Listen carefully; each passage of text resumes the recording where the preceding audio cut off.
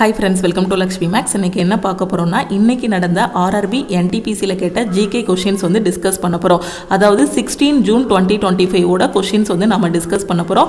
அடுத்த ஷிஃப்ட் போகிறவங்க ஜூன் 5லேருந்து உங்களுக்கு முந்தின ஷிஃப்ட் வரைக்கும் என்னென்ன கொஷின்ஸ் எல்லாம் கேட்டிருந்தாங்களோ அந்த கொஷின்ஸ் எல்லாம் படிச்சுட்டு அதுக்கு ரிலேட்டடான டாபிக்ஸையும் ரிவைஸ் பண்ணிவிட்டு லாஸ்ட்டு 6 மந்த்ஸோட கரண்ட் அஃபேர் வந்து படிச்சுட்டு போங்க. கரண்ட் அஃபேர் படிக்கிறதுக்கு லக்ஷ்மி மேக்ஸ் ஆப்பில் சிஏ பிடிஎஃப் கோர்ஸ் வந்து கொடுத்துருக்கோம். இதில் உங்களுக்கு daily current affair, monthly current அஃபேர்னு எல்லாமே கவர் பண்ணிடுவோம். இதில் ஜாயின் பண்ணக்கூடிய ஸ்டூடெண்ட் இந்த நம்பரை லக்ஷ்மி மேக்ஸ்ன்னு சேவ் பண்ணிவிட்டு இந்த நம்பருக்கு ஐ வாண்ட் சிஏன்னு மெசேஜ் பண்ணிங்கன்னா டீம்லேருந்து காண்டாக்ட் பண்ணிவிட்டு ஜிபே நம்பர் இல்லை அக்கௌண்ட் நம்பர் கொடுப்பாங்க. அதுக்கு 499 பே பண்ணிவிட்டு பேமெண்ட்டோட ஸ்க்ரீன்ஷாட் சென்ட் பண்ணிங்கன்னா உங்களுக்கு கரண்ட் அஃபேருக்கான அக்சஸ் வந்து கொடுத்துருவாங்க.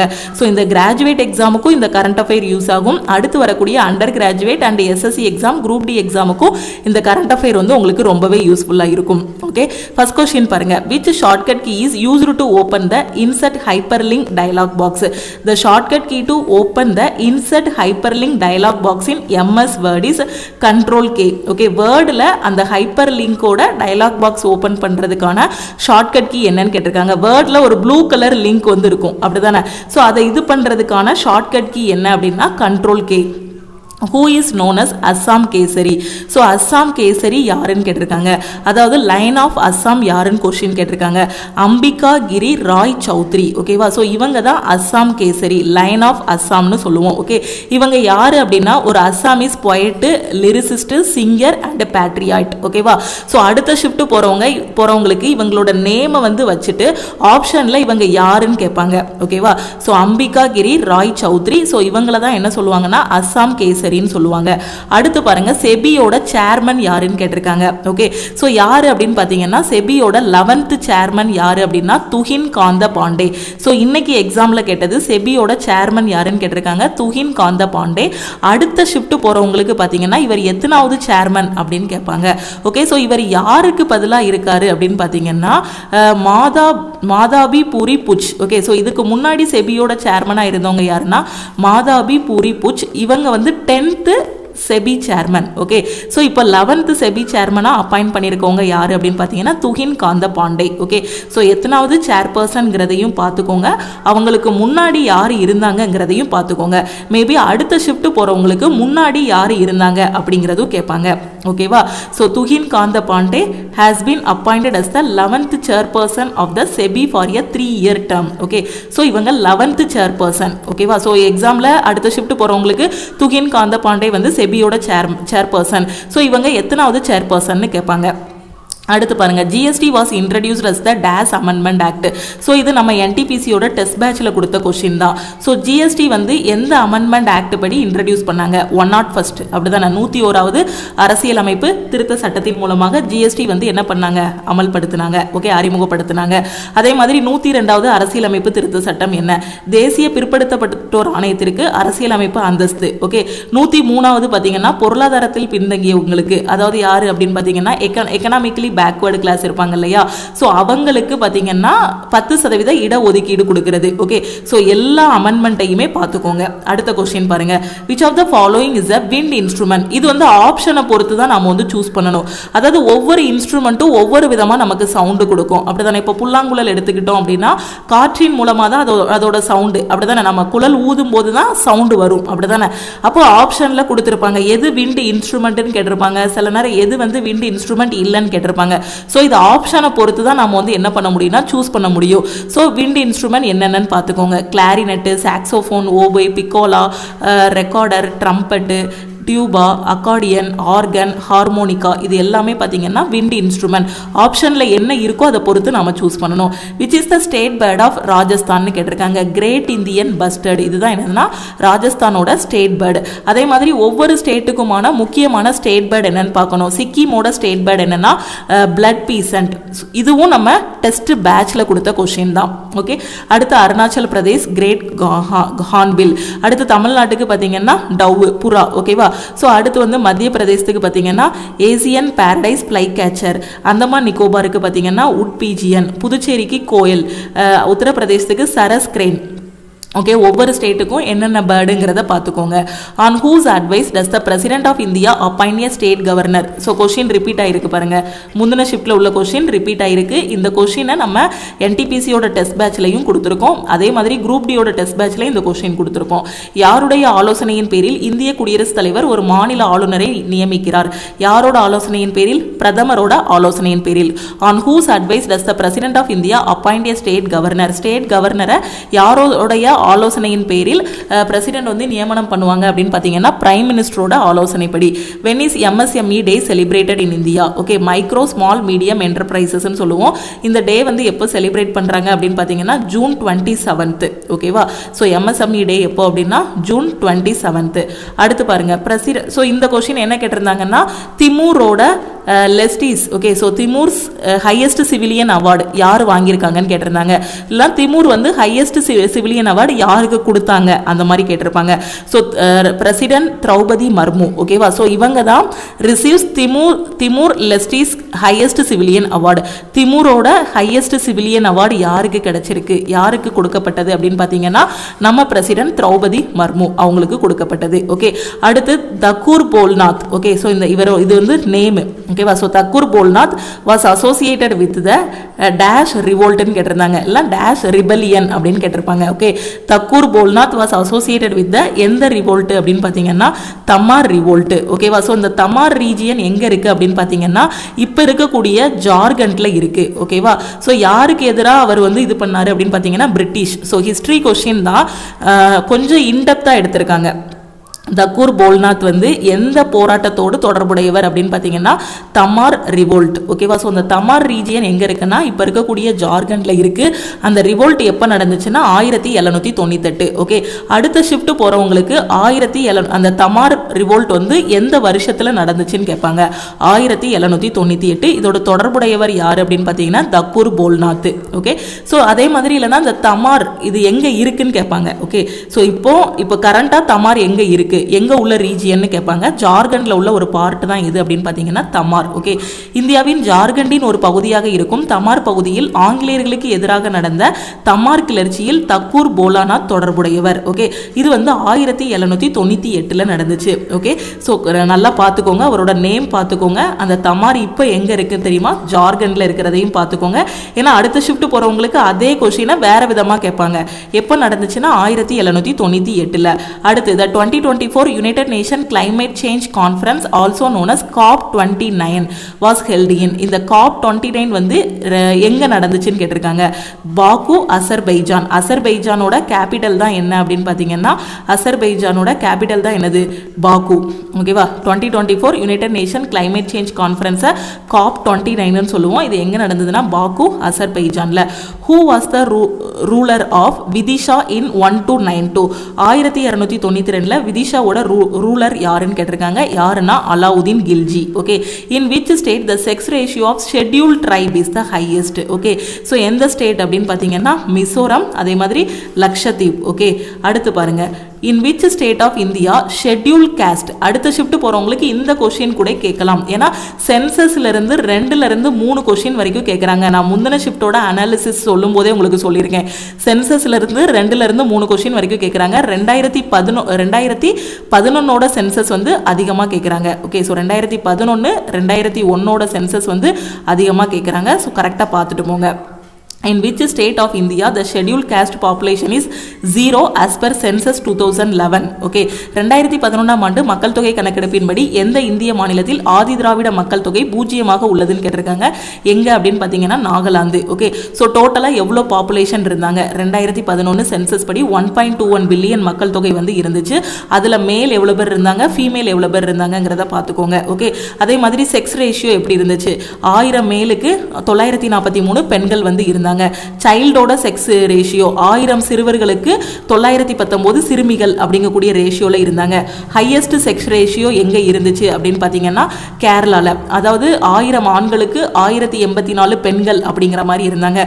ஸோ செக்ஸ் ரேஷியோ எதை வச்சு பார்ப்பாங்க அப்படின்னு பார்த்தீங்கன்னா 1000 ஆண்களுக்கு எத்தனை பெண்கள் அப்படிங்கிற மாதிரி, 1000 சிறுவர்களுக்கு எத்தனை சிறுமிகள் இருக்காங்க அப்படிங்கிற மாதிரி பார்ப்பாங்க. ஸோ யூடி பார்த்தீங்கன்னா ஹையஸ்ட் செக்ஸ் ரேஷியோ பாண்டிச்சேரி, அதாவது புதுச்சேரி. ஸோ இதில் 1000 ஆண்களுக்கு 1033 827 பெண்கள். இது எல்லாமே நம்ம ரீசெண்டாக கொண்டு போன ஆர்ஆர்பியோட லைவ் கிளாஸில், நம்ம ஆல் இன் ஒன் கோர்ஸில் என்டிபிசி கிராஜுவேட்டுக்கான லைவ் கிளாஸ் வந்து 3 months கொண்டு போனோம். அதில் இந்த சென்சஸ் எல்லாமே பற்றி நம்ம பார்த்துருக்கோம். அதே மாதிரி எந்த ஸ்டேட்டில் லோவஸ்ட் செக்ஸ் ரேஷியோ அப்படின்னு பார்த்தீங்கன்னா ஹரியானாவில் 1000 ஆண்களுக்கு 877 பெண்கள். எந்த யூடியில் லோயஸ்ட் செக்ஸ் ரேஷியோ, எந்த யூனியன் டெரிட்டரி, எந்த யூனியன் பிரதேசத்தில்னு பார்த்தீங்கன்னா டாமன் அண்ட் டையூவில் 1000 ஆண்களுக்கு 618 பெண்கள். Census 2011 was the 7th census. So இதையும் நீங்கள் தெரிஞ்சுக்கணும். ஏன்னா அடுத்த ஷிஃப்ட்டில் இந்த கொஸ்டின் கூட கேட்கலாம். இந்தியா சுதந்திரத்திற்கு பிறகு எத்தனாவது சென்சஸ் அப்படின்னு பார்த்தீங்கன்னா 7th சென்சஸ். ஓகேவா? ஓவராலாக பார்த்தோம் அப்படின்னா சுதந்திரத்துக்கு முன்னாடியிலேருந்தே கனெக்ட் பண்ணோம் அப்படின்னா 15th சென்சஸாக வரும். சுதந்திரம் அடைந்ததற்கு அப்புறம் அப்படின்னு பார்த்தோம் அப்படின்னா எத்தனாவது சென்சஸ்? 7வது மக்கள் தொகை கணக்கெடுப்பாக இருக்கும். ஓகே, 2011 சென்சஸ் கமிஷனர் யார் அப்படின்னு பார்த்தீங்கன்னா சந்திரமௌலி. அடுத்து மோட்டோ என்னன்னா அவர் சென்சஸ் அவர் ஃபியூச்சர். ஸோ இது எல்லாமே பார்த்தீங்கன்னா நம்ம டெஸ்ட் பேட்சில் சென்சஸ்ன்னு ஒரு கொஷின் வருது அப்படின்னா அதுக்கு ரிலேட்டடான எல்லா பாயிண்ட்டுமே உங்களுக்கு வந்து கொடுத்துருப்போம். ஓகே, ஸோ நீங்கள் என்டிபிசியோட அண்டர் கிராஜுவேட்டுக்கு டெஸ்ட் பேட்ச் ஜாயின் பண்ணனாலும் நம்ம ஆப்பில் அவைலபிளாக இருக்குது. ஸோ அதில் ஜாயின் பண்ணிவிட்டு உங்களோட ப்ராக்டிஸை ஸ்டார்ட் பண்ணுங்கள். ஏன்னா இப்போ எக்ஸாம் போன ஸ்டூடெண்ட்ஸ் எல்லாருமே டெஸ்ட்டு எடுக்காமல் நிறைய பேர் போயிருக்காங்க. ஓகே, ஸோ டெஸ்ட்டு எடுக்காமல் போயிட்டு அந்த டைம் மேனேஜ்மெண்ட் அவங்களால பண்ண முடியலை. இன்னொரு தப்பு என்ன பண்ணியிருக்காங்கன்னா கரண்ட் அஃபேரை ஒழுங்காக படிக்காமல் போயிருக்காங்க. நான் எக்ஸாம் போகிறதுக்கு முன்னாடியே சொன்னேன், கரண்ட் அஃபேரில் 10லேருந்து 15 கொஷின் வரும் நான் முன்னாடியே சொல்லியிருந்தேன். அதே மாதிரி இப்போ கரண்ட் அஃபேரில் 15 கொஷின் கேட்குறாங்க. நான் லாஸ்ட் 1.5 வருஷத்தோட கரண்ட் அஃபேரை உங்களுக்கு படிக்க சொன்னேன். பட் இதுக்கு முன்னாடி நடந்த ரயில்வே எக்ஸாம் பார்த்தீங்கன்னா லாஸ்ட் 1.5 வருஷத்தோட கரண்ட் அஃபேர் கேட்டுட்டு இருந்தாங்க. இப்போ இந்த ஜூன் 5ல இருந்து தான் பார்த்தீங்கன்னா லாஸ்ட் 6 monthsோட கரண்ட் அஃபேர் வந்து கேட்குறாங்க. அப்போ எவ்வளோ ஈஸி! 1.5 வருஷத்தோட கரண்ட் அஃபேர் கேட்டுட்டு இருந்த இடத்துல லாஸ்ட் 6 monthsோடது கேட்குறாங்க. அப்போ நம்ம நல்லா தரவாக படிச்சுட்டு போயிடலாம். ஓகேவா? ஸோ நல்லா தரவாக படிங்க. அண்டர் கிராஜுவேட்டுக்கும் எல்லாமே படிச்சுட்டு போங்க. முந்தின ஷிஃப்ட், அதுக்கு முன்னாடி நடந்த எக்ஸாமோட அனாலிசிஸ் எல்லாமே பார்த்துட்டு போங்க. The 86th Constitutional Amendment Act enacted in 2002 fundamentally changed the landscape of education in India by making free and compulsory education a fundamental right for children aged 6 to 14. அதாவது 86th Constitutional Amendment என்ன அப்படின்னு கேட்டிருந்தாங்க இன்னைக்கு. இது என்ன அப்படின்னா 6 முதல் 14 வயதுக்கு உட்பட்ட குழந்தைகளுக்கு கட்டாய கல்வி வந்து இலவசமாக வழங்கணும் அப்படிங்கிறது தான் 86th Constitutional Amendment. ஓகேவா? ஸோ இது வந்து எந்த வருஷம்னா 2002ல் இயற்றப்பட்டது. ஓகே, 86வது அரசியலமைப்பு திருத்த சட்டம் என்ன சொல்லுதுன்னா 6லேருந்து 14 வயதுடைய குழந்தைகளுக்கு இலவச கட்டாய கல்வி. ஓகேவா? இது கண்டிப்பாக எல்லாருக்கும் தெரிஞ்சிருக்கும், அப்படிதானே? 86வது திருத்த சட்டம். இது எக்ஸாமில் இன்னைக்கு கேட்டிருக்காங்க. 86வது amendment act which is the tallest building in the world. இது கண்டிப்பாக எல்லாருக்கும் தெரிஞ்சிருக்கும், அப்படிதானே? இது வந்து துபாயில் இருக்கு. Burj Khalifa. நம்ம சும்மா யூடியூப்ல ஷார்ட் ஸ்க்ரோல் பண்ணாலே இதை பற்றி யாராவது ஜென்ரலாக பேசியிருப்பாங்க. Which is the tallest building in the world எது அப்படின்னு பார்த்தீங்கன்னா புர்ஜ் கலீஃபா. இதோட ஹைட் எவ்வளோ அப்படின்னு பார்த்தீங்கன்னா 828 மீட்டர், அதாவது 2717 அடி. ஓகே, ஸோ புர்ஜ் கலீஃபா இது எங்கே இருக்குன்னா துபாயில் இருக்கு. எப்போ இருந்து? 2009ல இருந்து இதுதான் டாலஸ்ட் பில்டிங். ஓகே, அடுத்து பாருங்க 2024 சிட்டி. இது இந்த கொஸ்டின் பேங்கிங்ல உள்ள கொஸ்டின் வந்து அப்படியே கேட்டிருக்காங்க இன்னைக்கு. Okay, so City Union Bank partner with Sunrise Hyderabad as their official banking partner. அதாவது சன்ரைஸ் ஹைதராபாத் கூட எந்த பேங்க் வந்து பார்ட்னர்ஷிப் வச்சுக்கிட்டாங்க? இதான் இன்னைக்கு கேட்ட கொஸ்டின். ஓகே, எது அப்படின்னு பார்த்தீங்கன்னா சிட்டி யூனியன் பேங்க். இந்த சிட்டி யூனியன் பேங்கோட ஹெட் குவார்டர்ஸ் எங்க இருக்கு அப்படின்னு பார்த்தீங்கன்னா நம்ம தமிழ்நாடு கும்பகோணத்தில் இருக்கு. மேபி அடுத்த ஷிஃப்ட்டுக்கு ஒரு ஸ்டாட்டிக் ஜிகே மாதிரி கேட்கலாம். ஓகே, கும்பகோணத்தில் தான் இதோட ஹெட் குவார்டர்ஸ் வந்து இருக்கு. இவங்க வந்து சன்ரைஸ் ஹைதராபாத்தை வந்து பார்ட்னர்ஷிப் பண்ணிக்கிட்டாங்க. ஓகேவா? So this partnership include the launch of co branded debit and credit card for fans. ஓகேவா? ஸோ ஃபேன்ஸுக்கு co brand debit and credit card கொடுக்கறது, அவ்வளோதான். ஓகே, சிட்டி யூனியன் பேங்க் யாரு கூட இது பண்ணிக்கிட்டாங்க? பார்ட்னர்ஷிப் வச்சுக்கிட்டாங்க. Okay, so City Union Bank partner with Sunrise Hyderabad. இது வரைக்கும் மட்டுமே நீங்கள் படிச்சுட்டு போனாலே போதும். ஓகே, ஸோ இதுவும் நம்ம சிஏபிடிஎஃப் கோர்ஸில் நம்ம கொடுத்துருக்கோம். அடுத்து பாருங்க பிரஷரோட ஃபார்முலா என்னன்னு கேட்டிருக்காங்க. Okay, பிரஷருங்கிறது P = F/A. Pங்கிறது என்னது? Pங்கிறது இங்கே ப்ரெஷரை குறிக்கிறது. Fங்கிறது என்னன்னா ஃபோர்ஸ். ஓகே, ஏங்கிறது என்ன அப்படின்னா அந்த ஏரியா, எந்த இடத்துல நாம் அழுத்தத்தை கொடுக்குறோமோ அந்த ஏரியா. ஓகே, ஸோ ப்ரெஷரை கொடுக்குறோமோ அதுதான். ஸோ ஏங்கிறது ஏரியா. அப்போ ப்ரெஷர் P = F/A. ஓகே, அந்த ஃபோர்ஸுக்கும் அந்த விசைக்கும் அதோட பரப்பளவுக்கும் ஒரு குறிப்பிட்ட பொருள் மீதோ இது மேலேயோ கொடுக்குறோம், ஏதோ ஒரு இது மேலே கொடுக்குறோம், ஒரு ப்ரெஷரை கொடுக்குறோம்னா சொல்லலாம். அந்த ப்ரெஷருங்கிறது அந்த ஃபோர்ஸுக்கும் அந்த ஏரியாவுக்கும் இடையில உள்ள இது. ஓகேவா? ஸோ இதில் இதோட ப்ரெஷரோட எஸ்ஐ யூனிட் என்ன அப்படின்னு பார்த்தீங்கன்னா பாஸ்கல். ஓகே, அடுத்த ஷிஃப்ட் போகிறவங்களுக்கு எஸ்ஐ யூனிட் கூட கேட்கலாம். Why is food packaged? Okay, so food வந்து எதுக்கு பேக்கேஜ் பண்ணி வச்சிருக்கோம் அப்படின்னா அது வந்து ஆக்சிஜனேற்றம் அடையாமல் இருக்கிறதுக்காக. Okay, protected from oxidation. ஓகேவா? ஸோ இதுதான் ஷிஃப்ட் 1ல கேட்ட கொஷின்ஸ். இது போக ஷிஃப்ட் 2 and 3ல கேட்ட கொஷின்ஸ் எல்லாத்தையும் நம்ம வந்து நாளைக்கு கிளாஸில் வந்து டிஸ்கஸ் பண்ணலாம். ஸோ இந்த கிளாஸஸ் எல்லாமே உங்களுக்கு ரொம்பவே யூஸ்ஃபுல்லாக இருக்கும். நம்ம லக்ஷ்மி மேக்ஸ் ஆப்பில் இருக்கக்கூடிய கரண்ட் அஃபேருக்கான PDF course, all in one course, என்டிபிசியோட டெஸ்ட் பேட்ச், குரூப் டியோட டெஸ்ட் பேட்சில் இது வரைக்கும் நடந்த எக்ஸாமில் கேட்ட கொஷின்ஸோட பிடிஎஃப் எல்லாமே நம்ம வந்து அப்லோட் பண்ணியிருக்கோம். ஆல்ரெடி நீங்கள் சிஏ பிடிஎஃப் கோர்ஸு இல்லை ஆல் இன் ஒன் கோர்ஸு, என்டிபிசியோட டெஸ்ட் பேட்ச், குரூப் டியோட டெஸ்ட் பேட்ச் இதில் எதில் இருந்தாலுமே ஜூன் 5ல இருந்து இன்னைக்கு டேட் வரைக்கும் கேட்ட கரண்ட் அஃபேருக்கான பிடிஎஃப் வந்து நீங்கள் டவுன்லோட் பண்ணி படிச்சிருங்க. அதை படிச்சுட்டு நம்ம ஆல் இன் ஒன் கோர்ஸில் கொண்டு போன லைவ் கிளாஸோட பிடிஎஃப் வந்து கொடுத்துருப்போம். அந்த பிடிஎஃப்பும் படிச்சுட்டு இப்போ நடந்த எக்ஸாமில் என்னென்ன டாபிக்லாம் ரிலேட் ஆகுதோ அதுவும் ஆல் இன் ஒன் கோர்ஸில் இருக்கும். ஸோ இதையும் ரிவைஸ் பண்ணிவிட்டு லாஸ்ட் 6 monthஸோட கரண்ட் அஃபேர், ஓகே, இதையும் படிச்சுட்டு போயிட்டீங்கன்னா உங்களுக்கு என்டிபிசி எக்ஸாம் வந்து ஈஸியாக இருக்கும். நான் ஆரம்பத்திலேருந்து சொன்ன எல்லாத்தையும் கரெக்டாக ஃபாலோ பண்ண ஸ்டூடெண்ட்ஸ் எல்லாருமே இன்னைக்கு என்டிபிசியோட CBT 1 வந்து சூப்பராக எழுதியிருக்காங்க. ஒவ்வொருத்தருமே எழுதிட்டு வந்து மெசேஜ் எல்லாமே, மேம் நீங்கள் சொன்ன இந்த கொஷின் ரிப்பீட் ஆயிருக்கு, அனாலிசிஸில் உள்ள கொஷின் ரிப்பீட் ஆயிருக்கு, அந்த டாபிக்ஸ்ல இருந்து கேட்டிருக்காங்க. ஏன்னா வெறும் அனாலிசிஸோட கொஷினை மட்டும் படிச்சுட்டு போய் நம்மளால இது பண்ண முடியாது. பட் இந்த அனாலிசிஸ் பார்க்கும்போது பார்த்தீங்கன்னா அதுக்கு ரிலேட்டடான டாபிக் இல்லை கரண்ட் அஃபேர் படிக்கும்போது முக்கியமானதெல்லாம் லாஸ்ட் மினிட்ல ரிவைஸ் பண்ணிக்கலாம். அதே மாதிரி அடுத்தடுத்த ஷிஃப்ட் போகிறவங்க முக்கியமான எல்லாத்தையும் ரிவைஸ் பண்ணிட்டு போங்க. சிஏபிடிஎஃப் கோர்ஸில் இருக்கக்கூடிய லாஸ்ட் 6 monthஸோட கரண்ட் அஃபேரை நல்லா படிச்சுட்டு இப்போது அனாலிசிஸில் என்னென்ன டாபிக் கவர் ஆகுதோ அதையும் படிச்சிருங்க. ஓகேவா? அதே மாதிரி இப்போ தான் மேம் நான் குரூப் டிக்கு படிக்க ஆரம்பிச்சிருக்கேன், என்டிபிசி அண்டர் கிராஜுவேட்டுக்கும் இப்போ தான் படிக்க ஆரம்பிச்சிருக்கேன், எனக்கு ஒரு பெஸ்ட்டான ஆன்லைன் கிளாஸ் வேணும்னு நினைக்கிற ஸ்டூடெண்ட்டு ஆல் இன் ஒன் கோர்ஸில் ஜாயின் பண்ணிக்கோங்க. ஏன்னா இந்த கோர்ஸில் இருக்கிறத மட்டும் நீங்கள் ஃபாலோ பண்ணாலே போதும், வேறு எதுவுமே வேண்டாம். ஒரே ஒரு டைம் தான் நீங்கள் ஃபீஸ் பே பண்ண போகிறீங்க.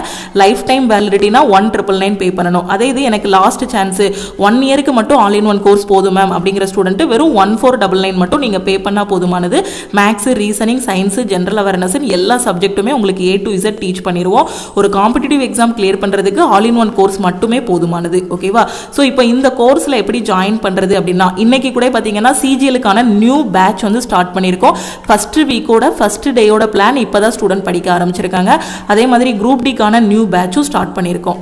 ஓகே, ஸோ இதை தாண்டி வேறு எதுவுமே படிக்க வேண்டாம். எல்லாமே உங்கள் கண்ணு முன்னாடி தான் இருக்குது, உங்கள் கையில் தான் இருக்குது. நீங்கள் நினச்சிங்கன்னா பாஸ் பண்ணலாம். ஸோ படிக்க ஆரம்பிங்க. ஓகே, இந்த பேட்சில் எவ்ரி வீக் உங்களுக்கு டெஸ்ட் இருக்கும், கிளாஸஸ், மெட்டீரியல்னு எல்லாமே ப்ரொவைட் பண்ணிடுவோம். இதில் எப்படி ஜாயின் பண்ணுறது அப்படின்னா இதுதான் நம்ம டீமோட வாட்ஸ்அப் நம்பர். இந்த நம்பரை லக்ஷ்மி மேக்ஸ்ன்னு சேவ் பண்ணிவிட்டு இந்த நம்பருக்கு ஆல் இன் ஒன் ஜாயின் பண்ணால் ஐ வாண்ட் ஆல் இன் ஒன்னு மெசேஜ் பண்ணுங்கள். கரண்ட் அஃபேர் ஜாயின் பண்ணால் ஐ வாண்ட் சிஏன்னு மெசேஜ் பண்ணுங்கள். இல்லை குரூப் டியோட டெஸ்ட் அப்படின்னா ஐ வாண்ட் டெஸ்ட், என்டிபிசியோட டெஸ்ட்னா ஐ வாண்ட் டெஸ்ட்டுன்னு மெசேஜ் பண்ணுங்கள். மெசேஜ் பண்ணதும் டீமில் இருந்து காண்டாக்ட் பண்ணிவிட்டு ஜிபே நம்பர் இல்லை அக்கௌண்ட் நம்பர் கொடுப்பாங்க. ஆல் இன் ஒன் கோர்ஸ்னால் ஆப்பில் ஃபீஸ் வந்து 2500 இருக்கும். ஓகேவா? ஸோ நம்ம நியூ பேட்ச் ஸ்டார்ட் பண்ணதுனால ஆஃபர் வந்து அனௌன்ஸ் பண்ணியிருக்கோம். ஸோ இன்னைக்கு ஜாயின் பண்ணக்கூடிய ஸ்டூடெண்ட்டு நீங்கள் 1999 பே பண்ணிவிட்டு பேமெண்ட்டோட ஸ்க்ரீன்ஷாட் சென்ட் பண்ணிங்கன்னா உங்களுக்கு ஆல் இன் ஒன் கோர்ஸோட அக்சஸ் வந்து கொடுத்துருவாங்க. 1 இயர் வேலிடிட்டினா 1499 பே பண்ணிவிட்டு பேமெண்ட்டோட ஸ்க்ரீன்ஷாட் சென்ட் பண்ணுங்கள். Current affair and test join பண்ணுற ஸ்டூடெண்ட்டு 499 பே பண்ணிவிட்டு பேமெண்ட்டோட ஸ்க்ரீன்ஷாட் சென்ட் பண்ணிங்கன்னா உங்களுக்கு கரண்ட் அஃபேர் அண்ட் டெஸ்ட்டுக்கான அக்சஸ் வந்து கொடுத்துருவாங்க. உங்கள் ஃப்ரெண்ட்ஸும் எக்ஸாமுக்கு படிக்கிறாங்க, எங்கேருந்து படிக்கணும் எப்படி படிக்கணும்னு தெரியாமல் இருக்கிறாங்கன்னா அவங்களுக்கும் நம்ம டீமோட வாட்ஸ்அப் நம்பரை சென்ட் பண்ணுங்கள். நம்ம ஆப்போட லிங்க்கையும் ஷேர் பண்ணுங்கள். ஓகேவா? ஸோ கரெக்டாக ஃபாலோ பண்ணுங்கள். அடுத்தடுத்து ரயில்வேல இன்னும் உங்களுக்கு நிறைய வாய்ப்புகள் இருக்குது. அடுத்து வரக்கூடிய டெக்னீஷியனுக்கான ஒரு ஷார்ட் நோட்டீஸும் இன்னைக்கு ரிலீஸ் பண்ணியிருக்காங்க. அதே மாதிரி இன்னொரு குரூப் டி, இன்னொரு என்டிபிசி எக்ஸாம்ஸும் நம்ம வந்து எக்ஸ்பெக்ட் பண்ணலாம். அப்படியே கூடவே சேர்ந்து படிச்சுட்டு வாங்க. திருப்பியும் நாம் வந்து அடுத்த கிளாஸில் மீட் பண்ணலாம். வேறு எதுவும் டவுட் இருக்குன்னா இந்த நம்பருக்கு வாட்ஸ்அப் பண்ணுங்கள். எக்ஸாம் ஹால் போகிறவங்க கால் லெட்டரை பிளாக் அண்ட் ஒயிட் பிரிண்ட் போட்டுக்கோங்க. ஆதார் கார்டோட ஒரிஜினல் வச்சுக்கோங்க. 2 original photo, passport size photo வந்து வச்சுக்கோங்க. ஓகேவா? அதே மாதிரி எக்ஸ்ட்ரா இன்னொரு ஐடி ப்ரூஃபும் வச்சுக்கோங்க. எக்ஸாம் ஹாலுக்கு சீக்கிரமாக போங்க. எக்ஸாம் ஹாலில் காமாக இருங்க. ஃபஸ்ட்டு தெரிஞ்ச கொஷின் மட்டும் அட்டன் பண்ணுங்கள். ஃபஸ்ட்டு ஈஸியான கொஷின், மாடரேட்டான கொஷின், அதுக்கப்புறம் டிஃபிகல்ட்டான கொஷின் அட்டன் பண்ணுங்கள். தெரிஞ்ச கொஷினை மட்டும் அட்டன் பண்ணுங்கள். கெஸ்ஸில் எந்த இதுவும் எடுக்காதீங்க. ஏன்னா இங்கே நெகட்டிவ் மார்க் வந்து இருக்குது. அதனால் 100% அக்யூரசி வந்து மெயின்டைன் பண்ணுங்கள். திருப்பியும் நெக்ஸ்ட் கிளாஸில் மீட் பண்ணலாம். வேறு எதுவும் டவுட் இருக்குன்னா வாட்ஸ்அப் பண்ணி கேட்டுக்கோங்க. தேங்க்யூ.